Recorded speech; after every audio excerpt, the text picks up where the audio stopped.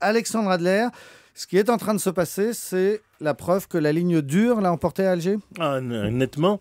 Et je dirais même que pour les Algériens, c'est un retour vers le cauchemar, c'est un retour vers les années 90, où déjà il y avait des conflits entre les forces de sécurité à l'intérieur du système politique, les uns essayant de discuter avec les islamistes insurgés, et les autres, au contraire, qu'on a surnommés avec une certaine injustice les éradicateurs, étaient partisans de la manière forte et du rapport de force.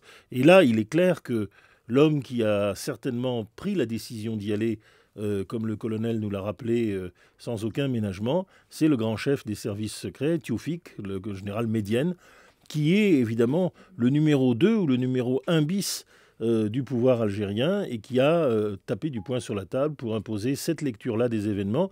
Et il n'est pas certain que Abdelaziz Bouteflika, dont la santé est par ailleurs chancelante, ne se soit pas fait imposer très vite cette décision, car on voit bien que les Algériens louvoyaient depuis le début de cette affaire et essayaient notamment de trouver une troisième voie avec Ansardine, c'est-à-dire les Touaregs soi-disant islamistes qui avaient rejoint Al-Qaïda, mais avec beaucoup, beaucoup d'hésitation.